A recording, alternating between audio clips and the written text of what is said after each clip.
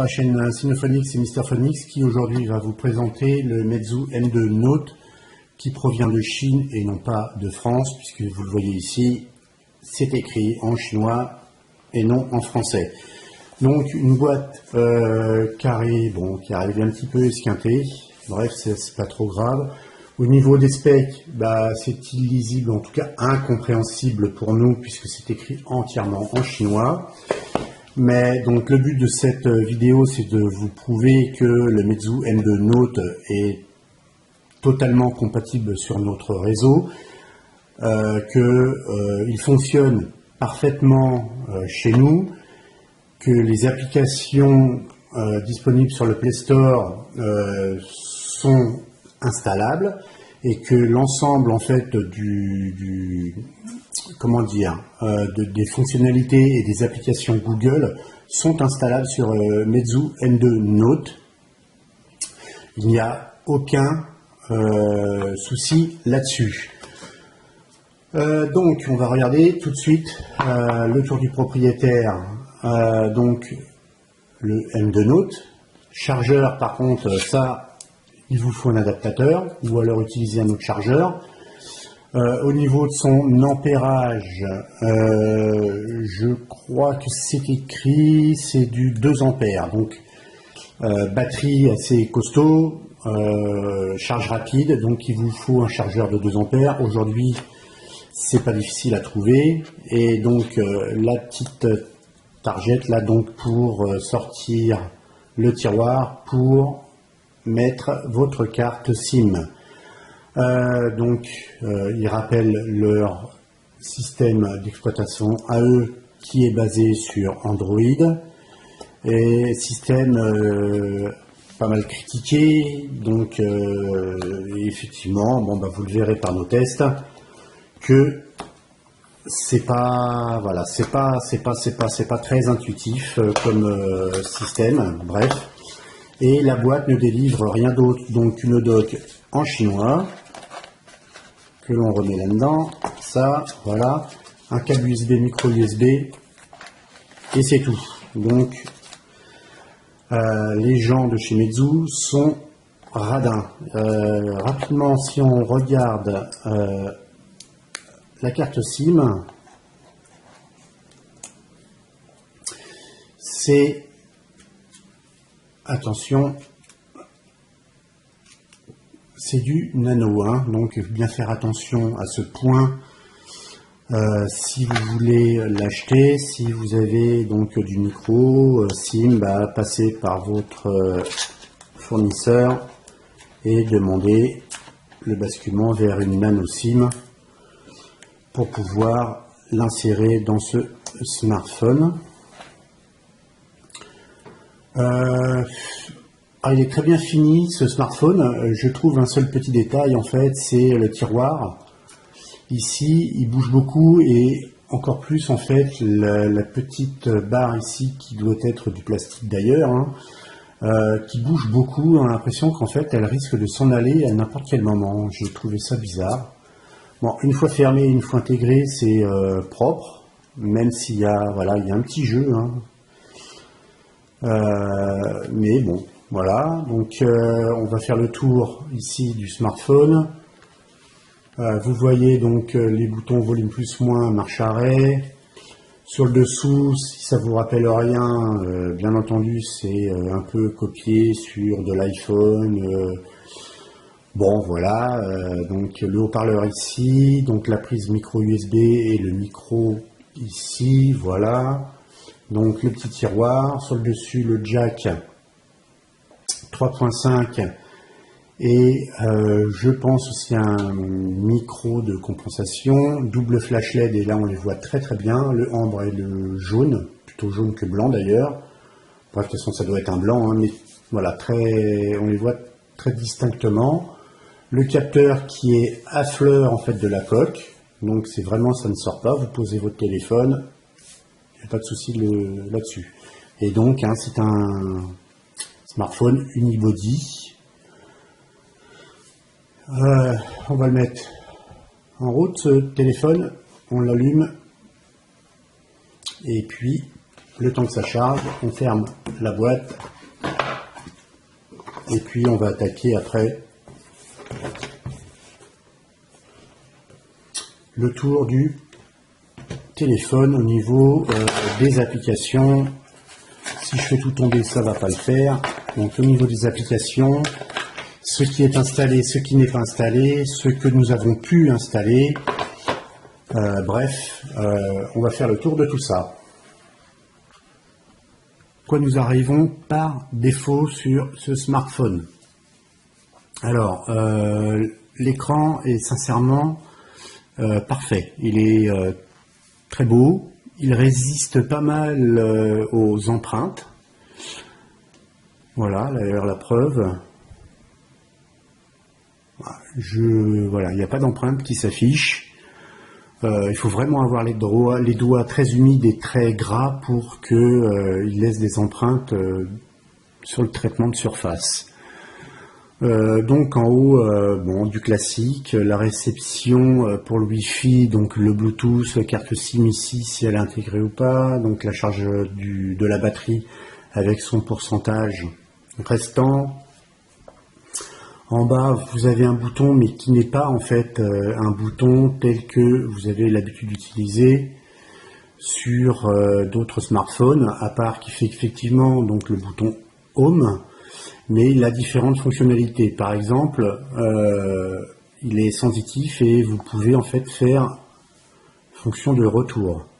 Lorsque vous êtes dans des applications, vous avez lancé des applications, vous appuyez juste vos doigts dessus, sans appuyer, hein, vous passez en fait, vous posez le doigt dessus, voilà, et sans appuyer. Et il y a donc une vibration, un petit clic de bruitage, et ce qui vous indique que vous avez fait un retour arrière. Donc comme vous pouvez le voir, nous avons installé l'ensemble de nos applications de test. Vous retrouvez le Play Store, il n'y a pas de souci là-dessus. Et pour ce faire, en fait, vous avez donc par défaut ici les applications fournies par Meizu sur son OS Flyme. Et vous avez les applications donc propres à Meizu que sont le App Center, le Game Center, la sécurité et différentes applications qui sont propres à eux, telles que la gestion des emails, le calendrier. C'est vraiment des applications propres à Meizu. Et lorsque vous rentrez en fait dans l'App Center, c'est un écran très sensible. Au niveau du tactile, il est vraiment nickel, hein. Et vous avez ici un bouton de recherche et vous tapez Google. Voilà, hein, vous tapez Google et il vous ressort en fait l'ensemble des applications. D'ailleurs, vous voyez, Google Play a été mis à jour, il faut le mettre à jour. Ok. Et vous allez avoir en fait l'application principale de chez Google qui va être, que je la retrouve, blablabla. Vous avez même le launcher, donc Google, que j'ai installé hein, d'ailleurs. Translate, où se trouve-t-il? Donc Chrome, il me semblait qu'il était au début.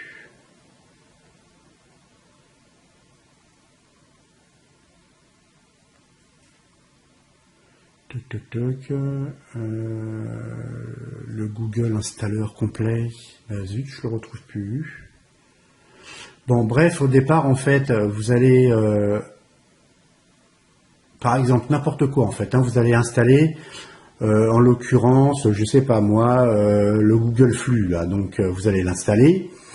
Et lorsque vous allez essayer de le lancer, il va vous dire que le Google installeur global, en fait, hein, l'application globale de la part de Google, qui vous permet de vérifier les mises à jour, ce genre de choses des applications Google, il va vous dire, lorsque vous allez lancer cette petite application, que ce noyau quelque part Google n'est pas installé. Et donc il va vous lancer automatiquement son installation à partir de l'app de chez Meizu. Donc vous pouvez installer ce que vous voulez comme application.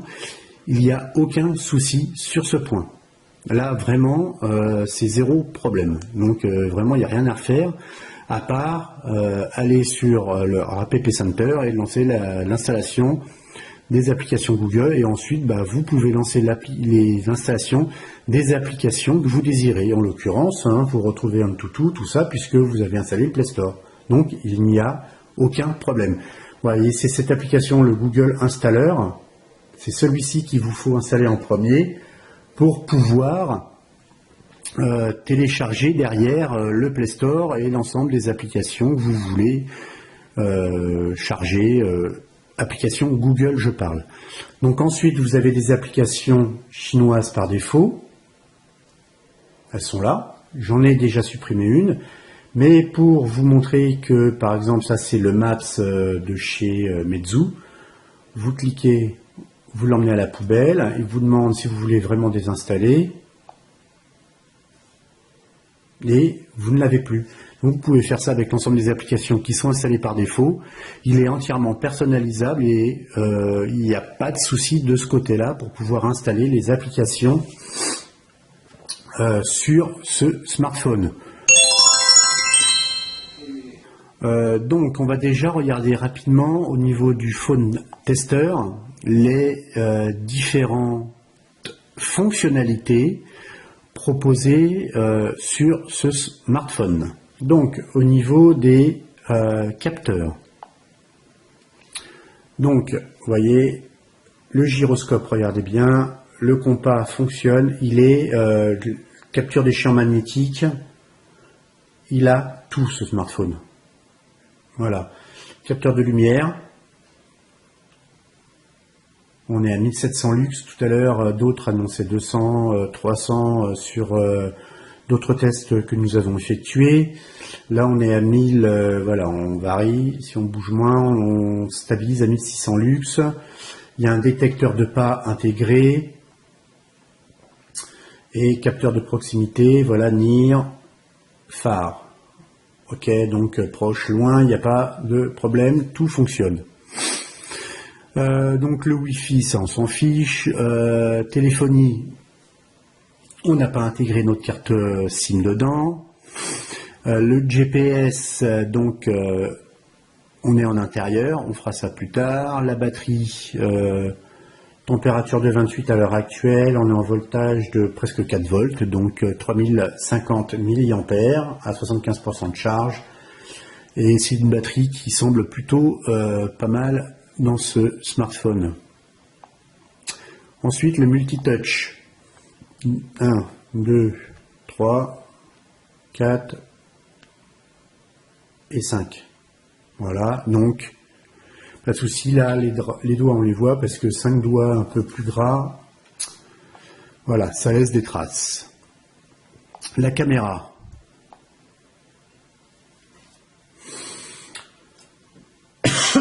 Caméra de 10 millions de pixels à l'arrière.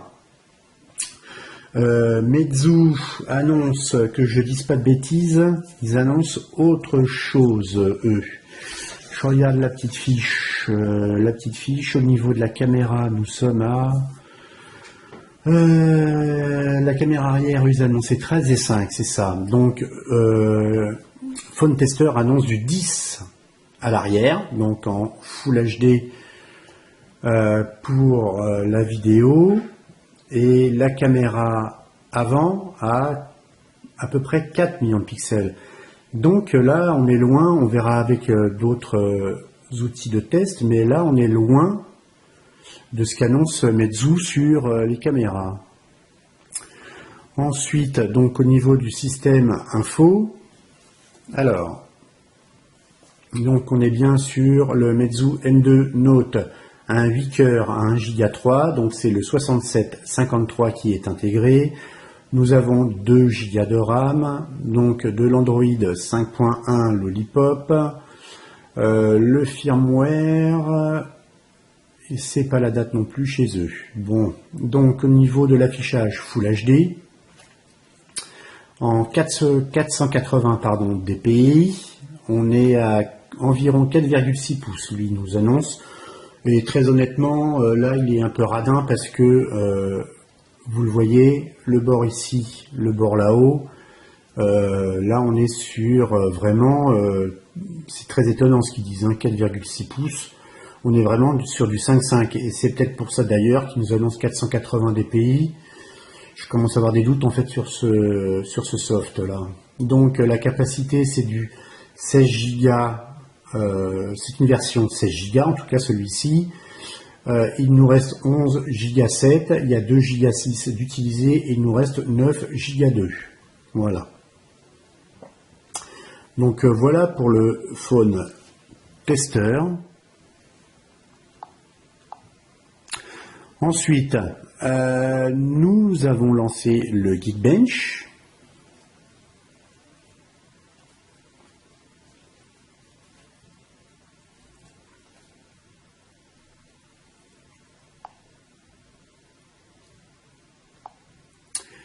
Donc vous avez vu, j'ai juste légèrement appuyé, je ne sais pas si vous avez bien vu d'ailleurs, mais j'ai juste en fait effleuré et appuyé, vous voyez, donc il revient en arrière.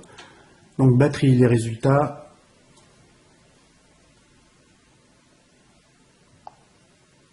Voilà, elle a tenu quasiment 9 heures. En fait, il s'est arrêté, il était à 1% et non pas à 0. Donc bon, on l'avait chargé à fond et au moment de le rallumer, il annonçait 99. Bref, donc elle a tenu 9 heures et elle tiendra 9 heures cette batterie. Ce qui est plutôt bien. C'est une batterie de 3100 mAh annoncée. Le Geekbench, si on regarde en fait les résultats suite au test de batterie au niveau de l'information du système, donc l'OS Flyme il est en 4.5.3a, il a été mis à jour en fait au début où nous avons allumé ce smartphone. Donc on est bien sur le processeur 6753 1 Go 3 8 cœurs. Mémoire, donc on est à 2 Go et les résultats sont plutôt classiques en fait, on va dire, puisque il se décharge de manière non exponentielle à un certain moment. Elle se décharge tranquillement cette batterie et pour arriver à 1% en fait au bout de 8h54. Donc là, il aura fallu 10 secondes tout de même. Bon, c'est vrai qu'il se décharge plus rapidement à la fin, comme souvent les batteries classiques, mais contrairement à d'autres, c'est pas exponentiel, c'est assez lissé comme décharge, donc c'est plutôt bien de ce côté-là. Et donc maintenant, si on regarde en fait les tests de l'écran, vous allez voir que sincèrement, voilà. Il n'y a pas de halo, d'ailleurs il n'y a rien du tout sur cet écran, il est vraiment nickel. Au niveau de l'écran, ils n'annoncent pas en fait qu'ils fabriquent, je sais pas, j'avouerai que je ne sais pas. De ce côté-là, est-ce que c'est un écran JDI ou pas? Ça m'étonne de Meizu qu'ils aient pris un écran JDI, parce que Meizu fait quasiment, ils font tout eux-mêmes, donc voilà. Donc le noir, il n'y a pas de souci. Voilà, donc c'est un écran justement lumineux celui-ci.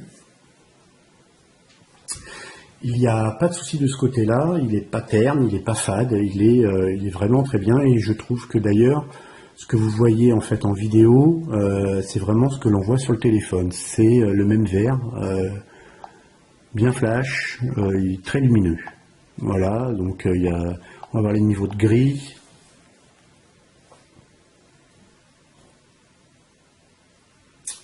Il n'y a pas de souci de ce côté-là, ni du côté, voilà, des nuances de couleurs. Donc voilà, un écran sans faute pour ce Meizu M2 Note. Ensuite, après le screen test, on va pouvoir regarder donc le test du GPU. Et le GPU, j'avais noté quelque part lequel c'était. Donc oui, au niveau du GPU, je disais, c'est un Mali T720 que du classique, finalement. de ce côté-là, ils n'ont pas fait autre que d'autres constructeurs ou fabricants. Et donc on va lancer le benchmark sur le GPU et on va se mettre en accéléré.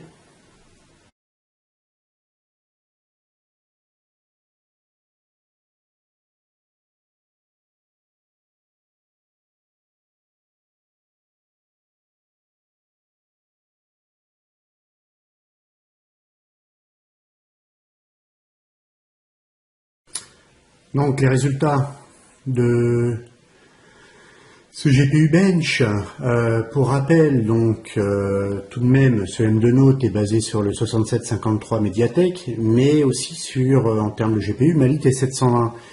Et la preuve que tout ceci est correctement, plutôt bien développé de la part de Shimetsu, c'est que vous avez une moyenne de 46 frames, un peu plus de 46 frames par seconde, ce qui est juste en fait le meilleur score avec ce Mali T720 et le 6753, parce que vous le verrez par la suite dans les prochaines vidéos à venir, le U10 de chez Oukitel, on n'est pas à ces 46 frames par seconde. Donc bref, voilà quelque chose de plutôt positif en termes de fonctionnement des jeux vidéo.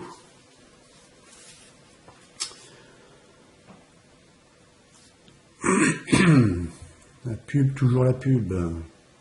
On en a passé. Allez, à la télé.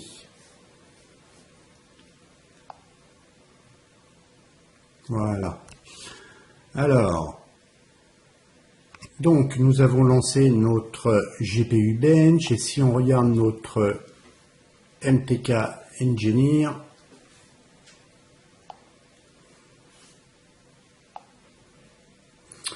oui, lui c'est sur les bandes 1, la SIM 1. Donc la SIM 1, on a la bande des 903G et la bande 4G 1, 3, 7, 38, 39, 40, 41, mais on n'a pas la 20. Donc par contre, les 38, 39, 40, 41, il faut que je vérifie à quoi cela correspond. Mais en gros, là, on est vraiment sur un système mondial, international pour ce Meizu M2 Note. Ensuite, on va un peu regarder en fait l'ensemble de cette couche surcouche Flyme développée par Meizu, et on va faire le point sur les grandes fonctionnalités de cet OS. Et savoir si vraiment il est abordable ou inabordable pour un utilisateur non habitué à Android, et en tout cas un utilisateur lambda qui l'achèterait, voilà, comme ça, pour l'utiliser définitivement. Donc on va faire le point sur cet OS Flyme.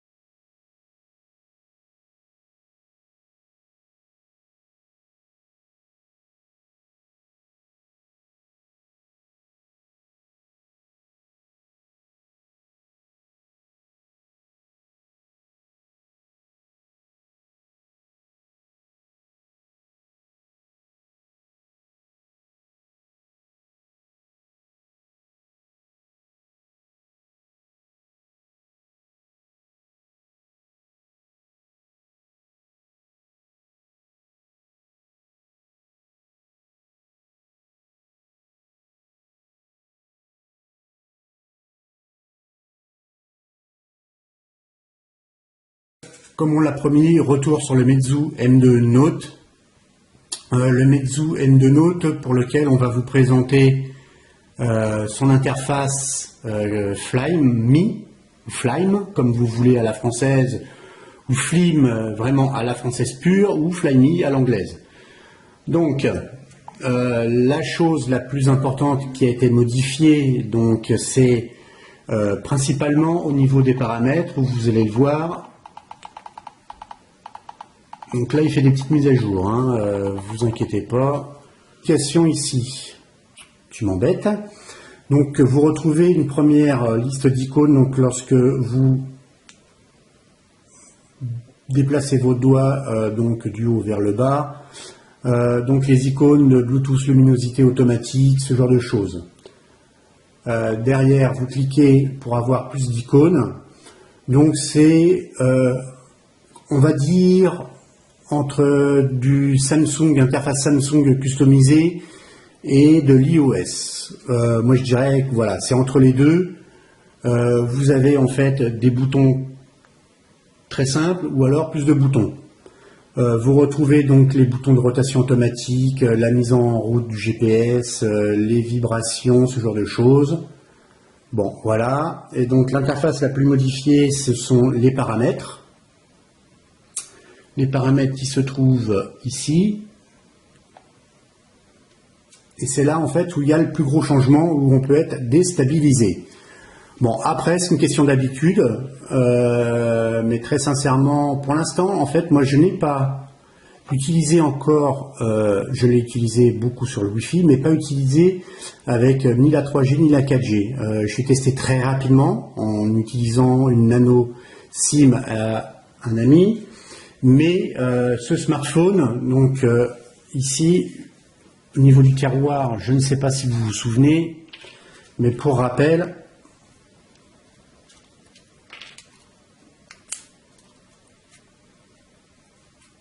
donc c'est pas de la micro SIM, hein, c'est de la nano SIM. Donc il faut obligatoirement de la nano SIM, et moi je n'ai que de la micro SIM. Donc je n'ai pas encore de nano SIM, donc je l'ai testé rapidement pour voir s'il captait correctement le signal 3G, 4G, il n'y avait pas de souci, mais je n'ai pas pu tester trop longtemps puisque ce n'était pas ma carte nano SIM. Alors, les icônes de style Fly Me ou pas. Voilà, ça c'est pour en fait le bureau. Au niveau des thèmes, donc vous avez le thème par défaut. Et pour rappel, hein, il n'y a pas de bouton menu ou retour ici. C'est le bouton retour, c'est voilà, vous n'appuyez pas sur le bouton central, vous effleurez le bouton central. Et pour rappel, ce n'est pas un lecteur d'empreintes, hein, donc c'est juste un bouton central qui fait tout. Donc vous avez les différents menus ici sur la gauche. Par exemple, ici on va se mettre sur le deuxième. Donc ça c'est les différentes gestions de compte. Ici, le troisième, gestion de la carte SIM. En fait, au lieu d'avoir plein de boutons au milieu où vous sélectionnez ce que vous désirez modifier, enfin au milieu, donc en déplaçant donc sur la page des paramètres, ici les boutons s'affichent ici et la page en fait s'affiche tout de suite sur la droite. Et donc annuler. Si vous voulez le détail de à quoi correspond donc l'icône qui se trouve ici, vous déplacez en fait sur la droite, vous voyez. Donc je sais que c'est le Bluetooth, hop, Bluetooth en fonctionnement ou pas, est-ce que mon téléphone est identifiable ou pas. Voilà, donc au niveau du son, je clique et automatiquement il le ferme. Et donc mode silencieux, blablabla, donc voilà, luminosité, soit automatique, soit fixé par vous-même. Après, c'est les menus classiques de chez Android. Hein. Les fonctionnalités, c'est vraiment les fonctionnalités propres à Android. Une chose différente qui a été intégrée sur le Meizu Fly Me, enfin sur l'OS Fly Me, c'est la température de couleur. Vous pouvez sélectionner en fait soit couleur chaude, s'il veut bien, je ne suis pas, voilà, chaude, j'appuyais mal, soit très froid. Bon, j'appuie mal encore, oui. Voyez, bon, voilà. Donc le bouton retour au milieu, la batterie, pourcentage de la batterie peut s'afficher bien entendu puisqu'il ne me reste que 13%. La gestion en fait de la sécurité du smartphone, Ensuite, la localisation, donc le mettre en fonctionnement oui ou non. Les différents paramètres de langue de l'interface. Donc ici, on est bien en français, même si je vous le rappelle, hein, tout n'est pas traduit correctement. Bon, ça c'est un petit défaut, mais c'est pas insurmontable et c'est pas très grave, je trouve. Donc ensuite, au niveau des applications, donc vous avez ici la mémoire disponible qui est de 10 Go sur les 16 annoncés. Et j'utilise 2 Go 5. Ensuite, en cours d'utilisation, donc vous voyez qu'il y a 2 Go de RAM et 657 MB de RAM utilisés. Donc on arrive aux 2 Go. Donc 1 Go 2 de libre actuellement, plus environ 660 de prix, on arrive aux 2 Go annoncés. Donc là-dessus, il n'y a pas de souci non plus. Et après, il met en cache certaines applications, bon, telles que les services Google et autres. Donc ça vous prend bien sûr de la RAM. Ensuite, donc l'activation par geste, donc tout ce qui est Smart Wake et Smart Gesture, d'accord. Donc on retrouve les fonctionnalités par défaut propres aux différents smartphone, qui soit de Chine ou coréen ou peu importe, hein, la main devant le capteur et puis ça bouge, voilà. Au niveau de la version d'Android, ici on est bien en 5.1 et la version donc de Flyme qui a été mise à jour, on est en 4.5.3a, donc le M2 Note. Et voilà le principal changement au niveau donc on va dire de l'OS Flyme, c'est sur les paramètres et ensuite la gestion du multitâche. Voilà, je le fais mal aussi avec la caméra. Donc ça, c'est les applications lancées. Si je sors tout vers le bas, ça supprime tout. Je vais relancer une autre application pour vous montrer. Voilà, je lance Facebook, je reviens en arrière. Voilà, donc je prends... Ah, je le fais mal à regarder le petit écran de la caméra. Voilà, donc là c'est mieux fait. Et si je vais les supprimer une par une, je prends et je glisse vers le haut. Voilà. Donc je prends bien en dessous. Voilà, pas de tâches récentes. Ok. Je vais relancer donc le gestionnaire de page, par exemple Facebook. Donc l'application a été lancée, on est bien d'accord. Voilà. Donc je reprends. Hop. Je supprime vers le bas. Ça, c'est une des fonctionnalités en fait de Flyme, c'est qu'il vous demande des sécurités sur l'ensemble de tout ce que vous allez lancer. Dès que vous lancez une application, dès que vous allez faire une manipulation, une action, on vous demande est-ce que vous voulez sécuriser la fonction, oui ou non. Donc, une fois que vous aurez fait ce souvenir de mon choix, d'accord, vous faites interdire et c'est terminé. Après, normalement, il se souvient justement du choix et il interdit par défaut sur toutes les nouvelles actions que vous allez faire sur une application, quelle qu'elle soit. Donc, j'en reviens à mon... Il est là, donc mon gestionnaire de tâches. D'ailleurs, par rapport à l'écran, c'est noir sur noir, donc on a l'impression que c'est une icône pour une application, mais non. Donc, soit vous supprimez une par une vers le haut, soit vous prenez l'ensemble une seule et vous supprimez vers le bas, ça supprime tout. Donc voilà pour l'interface Flyme. On va vérifier tout de suite le poids de ce smartphone parce qu'il n'est vraiment pas très lourd, ce Meizu M2 Note. Donc on est à 147 grammes. Donc, comme vous avez pu le voir sur les vidéos précédentes, lui, il n'est pas fait de métal, hein, bien entendu. Mais par exemple, le Oukitel U10 faisait, me semble-t-il, quasiment 170 grammes. Hein. Le P8000 de chez Elephone fait plus de 100 grammes. Donc, celui-ci fait 147 grammes à la pesée. Mais certes, il n'y a pas de métal, c'est tout plastique, mais même s'il est tout plastique, il est très honnêtement doté d'une très belle finition. Que dire de plus sur ce Meizu? On peut faire un test ici de caméra.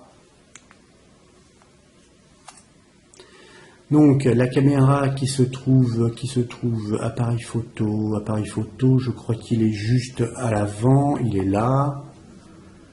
Et des gens se sont plaints de sa caméra, voilà, et voilà, il est très rapide je trouve. Dorénavant on a toujours notre boîte de tic-tac devant, parce que à force de parler, ben, ça donne soif, et le tic-tac désaltère, c'est mon avis.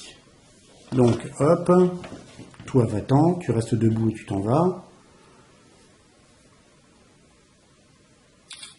Vous avez vu la rapidité tout de même? Voilà. Donc on va regarder tout de suite les photos.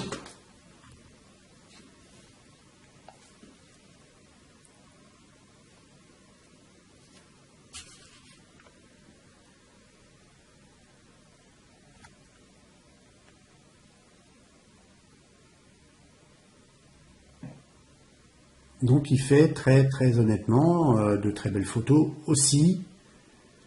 Ce smartphone chinois de chez Meizu, le M2 Note. Voilà, donc notre Phoenix.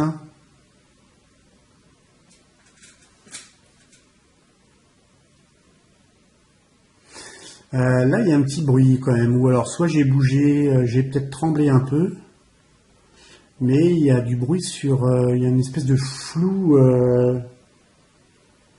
Pourtant, là, il n'est pas très flou. Mais voilà, en zoomant, quand même, il y a une espèce de flou. Donc, effectivement, malgré la mise à jour, on ne peut pas trop zoomer sur la photo tout de même. Hein. Donc, c'est bien dommage.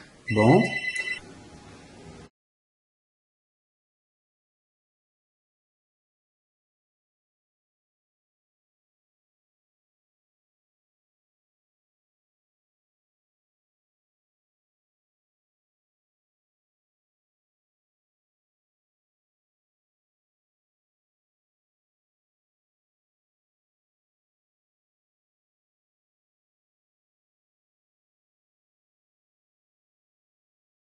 Donc, voilà pour la présentation de ces Meizu M2 Note. Le téléphone sonne, c'est pas bien grave, les gens peuvent attendre.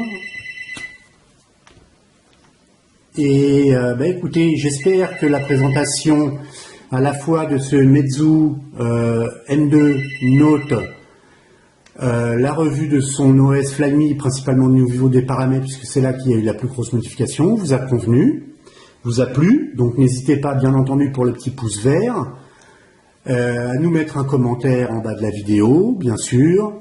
Et puis bah, avec notre Phoenix adoré, on vous dit à bientôt, à la prochaine vidéo, et puis bah écoutez, voilà, à plus.